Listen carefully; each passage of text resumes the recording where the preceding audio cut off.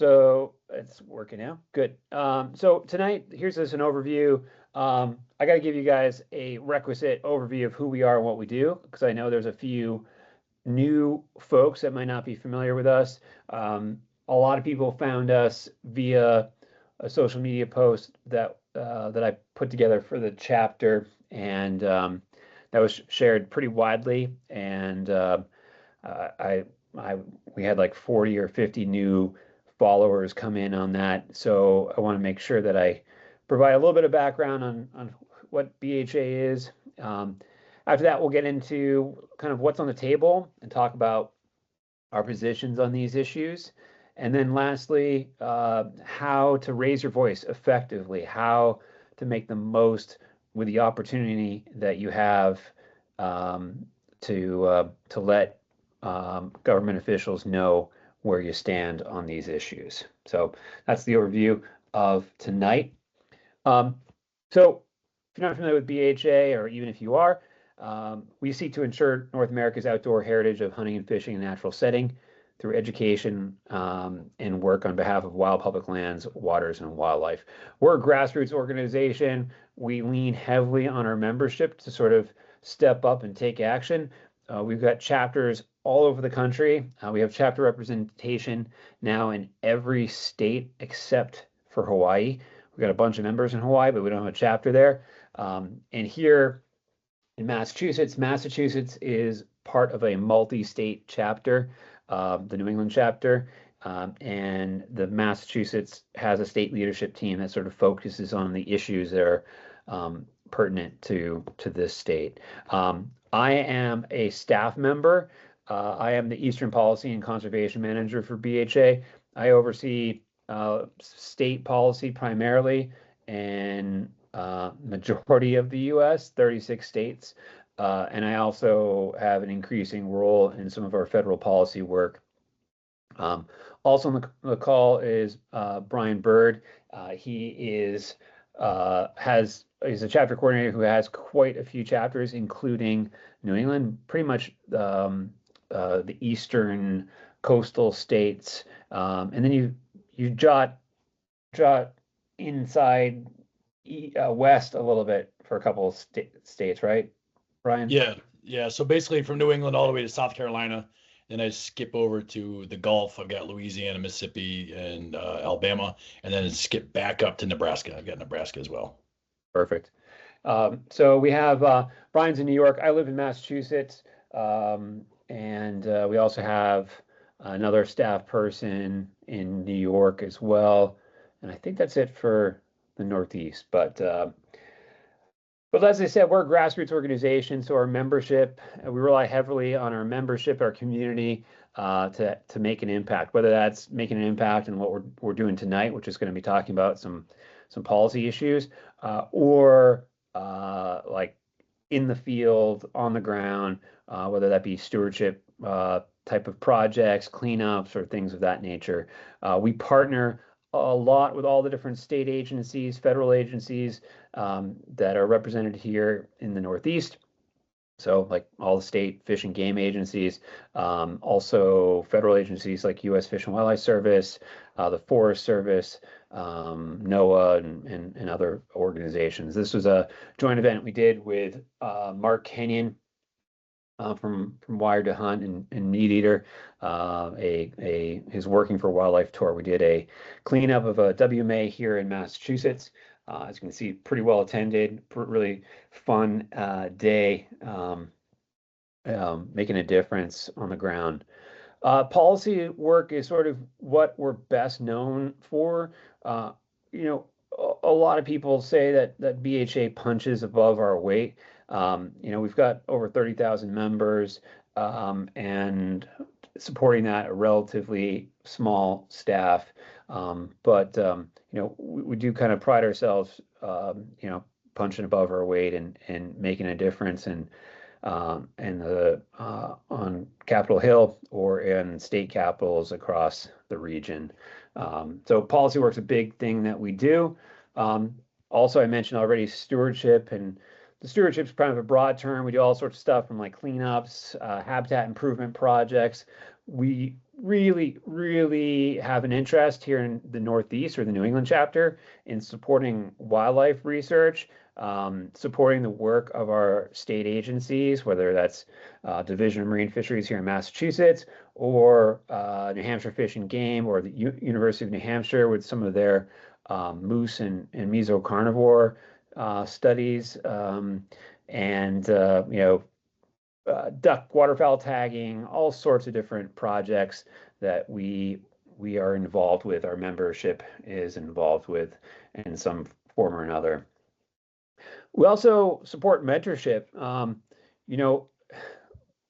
Hunting numbers, resident hunting numbers are declining all across the country, and certainly at the fastest rate here in the Northeast. So we, like last night, supported MassWildlife in doing a small game workshop with over 100 attendees. We also have kind of linked to that small game. I should plug. I don't know how the date. Maybe Brian, you can drop it in the chat. It's February.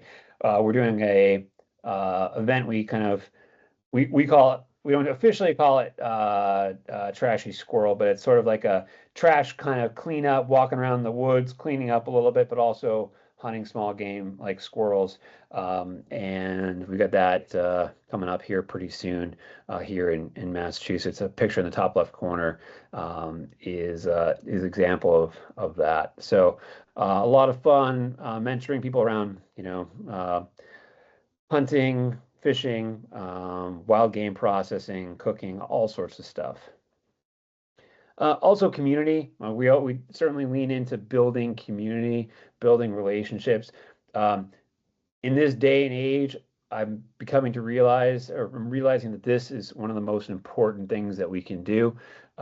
Just because we're so stuck on devices and in this online digital world that when we come together, we can solve problems, build connections,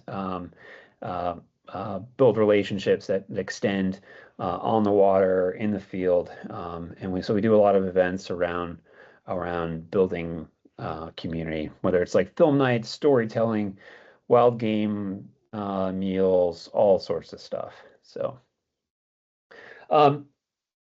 we have a regional podcast that I've worked on for the New York and the New England chapter. It's a little bit different kind of podcast. It's not your traditional kind of like people talking about something over long form type of conversation. It's more of a narrative journalism style podcast. So a particular episode might have several guests. It's edited, it's written, and it's focused on policy, conservation, or science. We've got stories on CWD preparedness, striped bass, brook trout, moose management, and there's, I think, in 9 or so episodes, we've had over 36 guests. So you hear from a lot of different voices, and hopefully walk away more informed on these particular topics. So definitely check it out. Available wherever you find podcasts. All right, so let's get to it. So what's on the table? A potential repeal of 3 key laws, and these 3 laws, they exist in statute that are currently in the way and have been in the way of expanding hunting opportunities and access in the state. And these are the the most notable, of course, is Sunday hunting. Sunday hunting, we along with Maine are really the only 2 states that have a complete ban on Sunday hunting. Obviously it goes back a long way, and it's just one of these remnants of these blue laws. And so this is a very good opportunity to hopefully repeal that. Crossbows. Crossbow use, I'm sure most of you know, is contingent on documented medical condition. It doesn't, essentially you need a doctor's note to allow you to use a crossbow. The whole process is kind of convoluted. It's difficult to, let's say you had a temporary injury, that was going to that could have you sidelined for the season. If you wanted to hunt with a crossbow, it would be difficult to return to a vertical bow. This is just a complicated statute to get around. And then setbacks, currently 500 feet for both firearm and archery hunting. And if you hunt the archery season, you're probably well aware that you are missing some really good opportunities in terms of where a lot of our deer kind of hunker down in that sort of residential suburban kind of interface zone. So yeah, we'll talk about those. So let's go through these one by one and give you a rundown as to our position and perhaps give you some talking points that you might be able to draw from in your testimony. First off, Sunday hunting, of course, we are supporting the repeal of the ban on Sunday hunting. We want Sundays to be an option for the hunting community here. It's a 17th century blue law. It's just inconsistent with modern society. It's, as I said, there's just 2 states with this left. There's really no justification for this to continue. And one of the things that continuously gets brought up, and I hear this every year at those public hearings I talked about in the State House when these Sunday hunting bills come up. The non-hunting folks oftentimes talk about safety and their fear of walking in the woods when there's hunters there, and that they want to have a day when there are no hunters. But the reality is hunting is extraordinarily safe. It's statistically safer than golf or hiking. Very, very low risk to non-hunters. And especially when you're talking about archery hunters, your risk of being injured is far greater by a dog or someone riding a bike or getting hit by a car. So it's just one of those things, and this kind of goes against our ability to spend the time that we want to spend. It affects family traditions.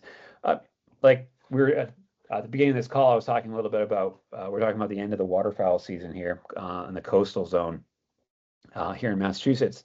And I'm sure a lot of people are aware we got a big snowstorm coming, but before that we have some extraordinarily frigid temperatures.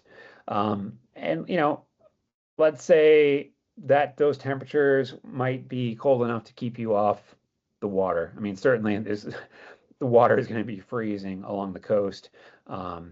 But perhaps when temperatures are a little bit warmer and during the snowstorm, it might be a good time to kind of get out there. If this law was repealed, that having that Sunday option and the one of the 2 days that a person might have to spend time in the field, they would be able to do that, just like they can in any other state. There's economic constraints, as I said, in the scenario I just kind of described.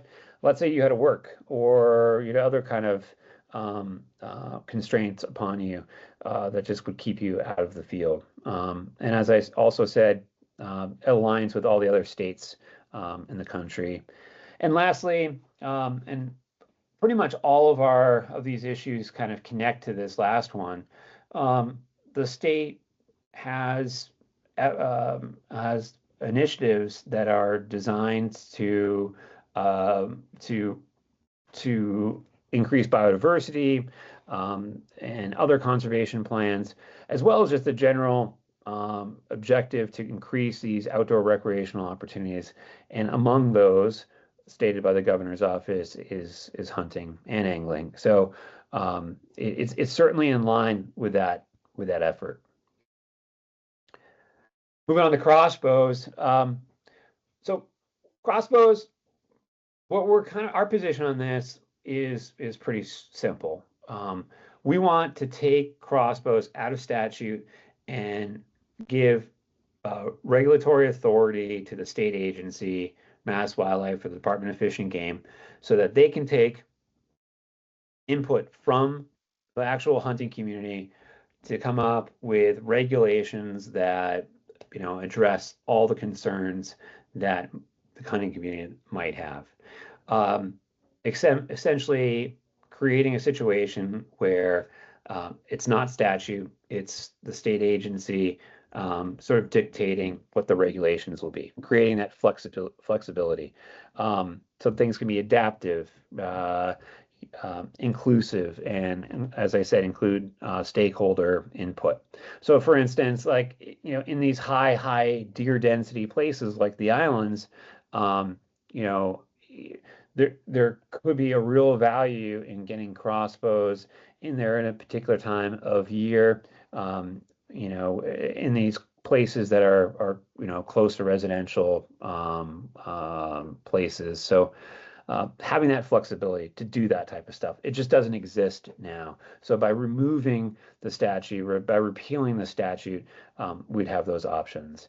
And there's other things that come from it, like there could be opportunities to making hunting more accessible.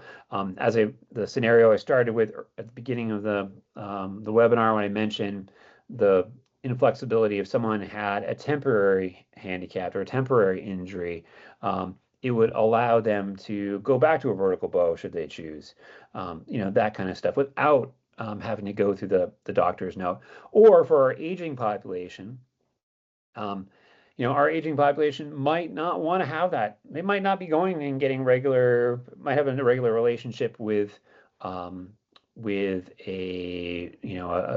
doctor. Maybe they have a different type of approach to their medical care. So they don't have an ongoing relationship with the doctor to get that note. So this would sort of potentially allow our aging population to be in the field without obstacles a bit longer. So those are the kind of the key factors there. Moving on to archery setbacks. So archery setbacks, again, it's 500 feet. We would like to have archery parsed out, and ideally, we think a reasonable setback for archery hunting is 150 feet. That is currently the distance setback off of roadways for any type of hunting, but so for archery hunting, it certainly makes a lot of sense. The ballistics of an arrow are completely different than that of a shotgun slug or a bullet. So the trajectory, the speed, the regularity of the fact that an arrow or a bolt might be released from an elevated position in a tree stand, it's just, in most of the habitat that we have here in Massachusetts is wooded. It makes a lot of sense to reduce that to 150 feet. And we've got a proven safety record to support that. There's been no incidents involving non-hunters. There are, of course, archery accidents for hunters. It's typically, tree stand related and or broadhead related, people cutting themselves with a broadhead, or a misfire with a bow, they get their hand caught or something along those lines. But in terms of the non-hunting public, extraordinarily rare, and it just hasn't happened here in this state. Probably one of the most compelling reasons that we as a public land organization are particularly interested in this setback is because of the increased land access. I was talking to some people at MassWildlife this last week, and they have some early calculations that if it was moved to 150 feet, over 1 million acres of land would be opened to hunters.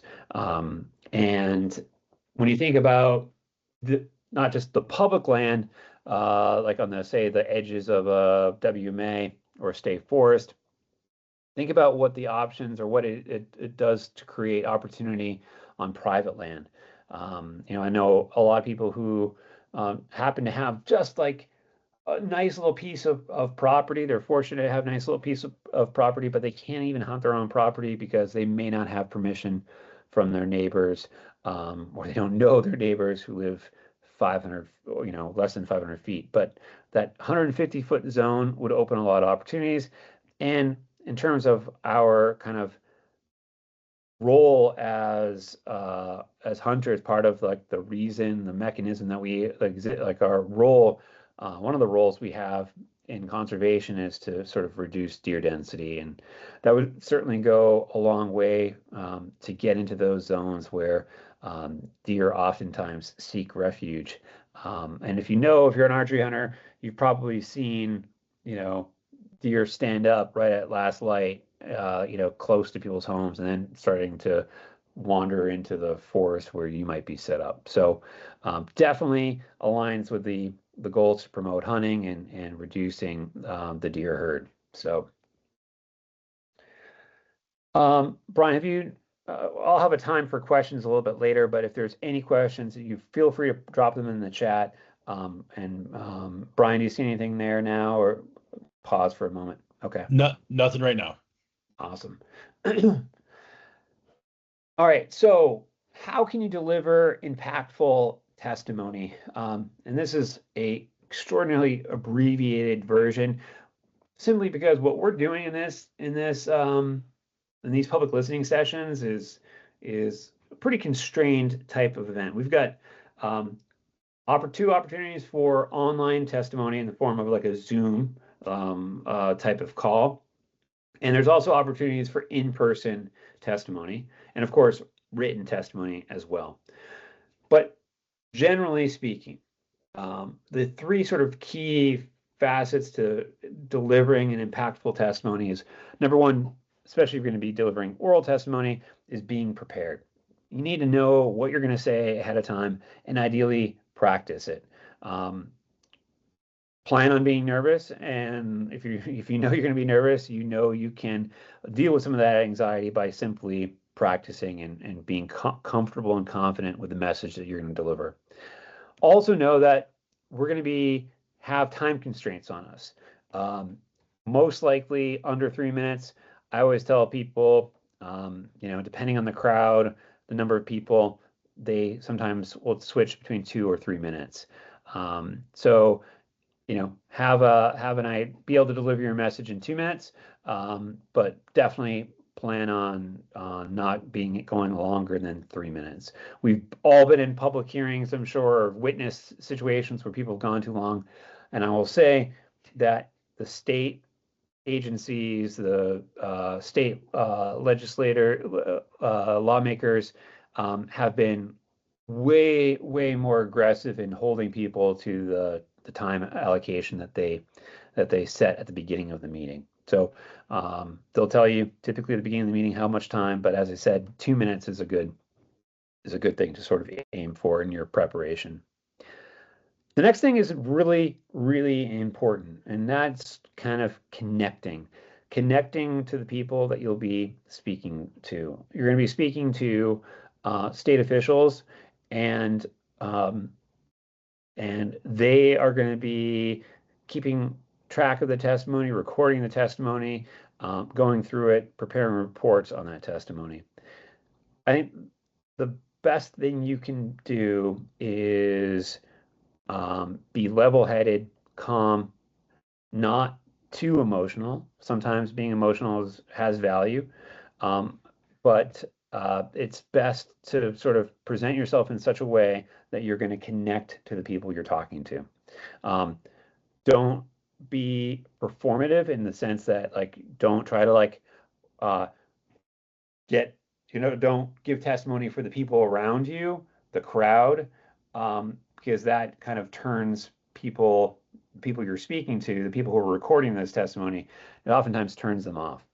And one of the best ways to connect is to tell a story. To tell a story that illustrates why one or two of these statutes or repealing these statutes can have a positive impact on your time in the field, or whatever it might be.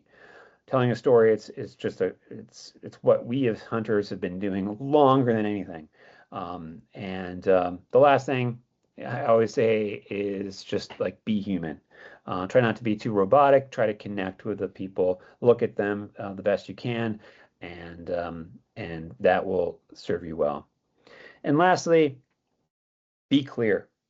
Leave no doubt as to where you stand on these issues. I have witnessed testimony where a person's gone on for a while, and at the end of it, you're like, wait, what's their position? Do not leave any doubt as to where you stand, because oftentimes you'll have like a recorder or someone there who is tallying people's positions. So you want to make it easy for them to make sure that your position is being recorded as to what you're trying to achieve. Now, this is a big thing. If you saw my social media post on this, and I think it might have been reflected in the email as well. I think, yeah, it was in the email as well.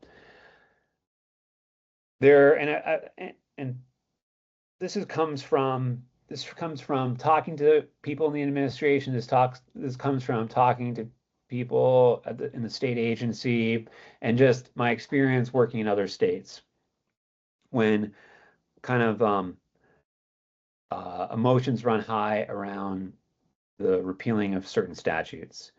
And that is to focus solely on the act of repealing the law, not about what conditions you like to see that under.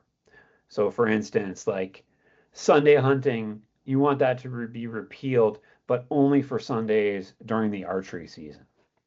That just confuses the situation. It creates doubt in the minds of the decision makers. That is something that cannot even be addressed really in a significant way until that statute is repealed. So by avoiding talking about those sort of things that the decision makers might not understand the nuance because they're not hunters themselves, it just avoids a lot of confusion. So essentially, stay out of the weeds, focus on the repealing of the law. My fear in this whole process, my honest fear, is that that this part of the message is not going to get out to the greater hunting community. And when those listening sessions occur, people are going to be not really getting to the point because they're going to be reacting to other people's testimony and their specific conditions of what they hope to sort of see in regulation, whether that be, a certain number of days for Sunday or certain conditions for crossbows, or whatever it might be. We just have to stay away from that and try to be as united as possible for this to have our best chance of repealing. And then when the when the regulatory authority is hopefully passed to Department of Fish and Game or to MassWildlife, then as stakeholders, as members of the hunting community, we can actually have those conversations and hopefully they can make informed regulations based on input from the hunting community. But again, can't have that until the statute is repealed. In giving oral testimony, especially of this nature, in a concise time window of 2 minutes or say less than 3 minutes, my sort of suggested oral testimony structure is to say hello. Thank you for listening to my testimony today. I appreciate this opportunity. It is something that's been important to me for a long time. State your name, your town, your state if you're not from Massachusetts, and then make a position. State your position. I want to see the repeal of Sunday hunting, the statute for crossbows, and I'd love to see setbacks on 150 feet. And then tell your story, connect. And you don't necessarily have to create a story that hits on all three of those things. That would be very challenging to do. But let's say you're a private landowner and you want to tell your story about the setback, that you had a falling out with your neighbor, and your property is situated up against town conservation land that you're not able to hunt, but you have deer in your property, and you kind of would love to be able to do this thing that you're passionate about on your prop, whatever the story might be. And then restate your position so it's clear if you've got time. And then also, again, one more time, thank the decision makers, the panel people who are taking your testimony. Just thank them again for your time. You know, that is sort of like the key sort of structure. It sort of reinforces your position. It humanizes you, and it kind of connects you in a polite way to the people that you're offering testimony to. Now, written testimony is going to be a little bit different, because written testimony, you essentially have two options. One, you can fill out these forms on the website. This is a screenshot of the main questions. You'll fill out your name, address. You'll also provide some contact information, I believe. And then you see these four main boxes where you can address each of those statutory issues, answer these questions, and then also provide additional comments. There's also the ability to upload a document or additional documents. So you, in theory, could fill out this form or not. You could fill out this form and just write in, say, see attached, and submit a more like formal letter outlining your positions. That's sort of up to you. But I sort of put together some just sort of suggestions on writing that structure. You know, if you're going to use the form, for instance, you got to be concise. You need to state your position and sort of tell that connecting story. I don't know how the state is going to be processing these. I have seen this. I've seen different agencies in different states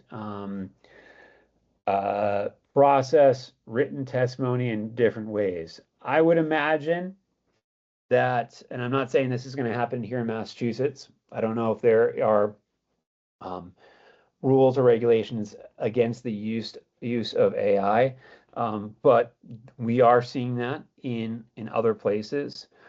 So again, being clear so those chatbots can grab your positions is important. Should that happen? Also, if you're going to upload a letter, you know, your introduction should state your positions. And I would suggest rather having having one big body or a couple paragraphs, I would separate out your positions in each one. So like have a paragraph that's clearly marked for Sunday hunting, having a paragraph for crossbows. That way, you know, things can be chunked and identified much easier. And also, I'm not sure the system that they are using in terms of tracking the uploads. So it is important that if, say, you submit a PDF or a Word document or something, that on your letter, if you write something out, make sure it has your name, address, contact information, so that your letter can be attributed should there be you know, any sort of later review of public documents that get submitted. So having that information, I think, is definitely important to have.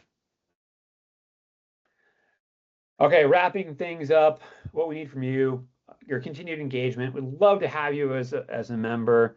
If you become a member, obviously it's a lot easier for us to contact you, reach out to you. The last thing I kind of ask is that you know, kind of,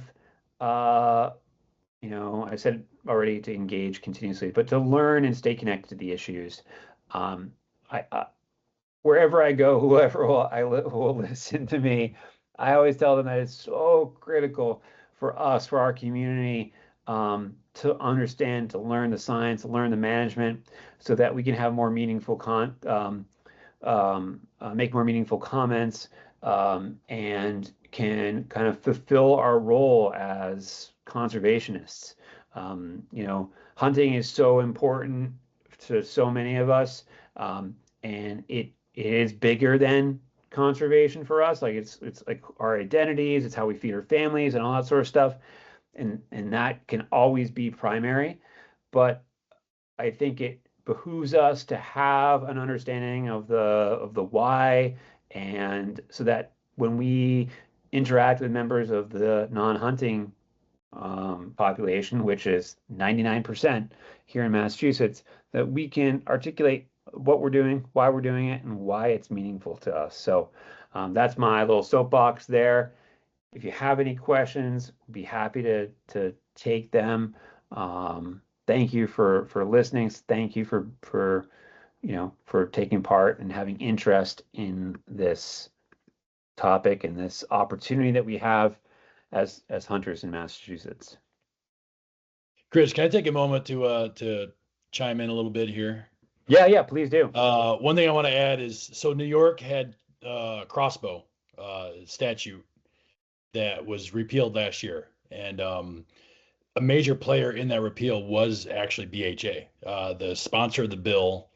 The way it works was there was a law saying that we could not use the crossbows had to meet certain limitations, and it's similar to what you have in Massachusetts. But the sponsor of the bill to repeal it came up to me after it passed and said, one thing that BHA did that other organizations did not do is they came in level-headed, were very succinct, and very much a team player, essentially. They weren't bashing the politicians. They weren't bashing the state. They were there and provided their testimony. And as a result, it really weighed heavy on the committee. The committee took us more serious than other organizations because we were so very succinct and very, very level on what we're at. I mean, we were not like calling out anybody. So just it's possible to do. And in the long run, it's better to have these things regulated by the department and not legislated by folks that basically aren't in that arena. So I just wanted to add that real quick. No, that is a great point. I did mention like how people oftentimes start responding or tailoring what they're going to say based on what someone else has said. And like I have seen, especially in some of the more heated types of things where anti-hunting groups will sort of try to bait comments, and it derails the testimony. So yeah, being level-headed and not like to your point, like not like if you got an axe to grind, like this is not the place. This is not the opportunity to go after your representative or like the state agency and and all of that kind of stuff. There's like keep it focused to the matter at hand. Don't talk about like we kind of joke with kind of our friends at the state agencies, like we tell them like you guys aren't stalking deer anymore, like this is like horrible, like it's not the venue for that kind of stuff. But Tony, did I answer? It looks like I did answer the question. Okay, good. Oh yeah. I don't know if you guys saw if you guys can see the chat. I think you guys can. Aaron, who's on this call tonight, is one of the state leadership team leads. If you want to contact, get involved, be part of that team, it's the email is massachusetts@backcountryhunters.org. I'll put my email in the chat too. You can find me on the BHA website, but feel free to email me at any point if you have testimony written and you want like some feedback. I'm happy to do it, to provide some feedback. No problem whatsoever. Happy to do that. Any other questions before we call it a night?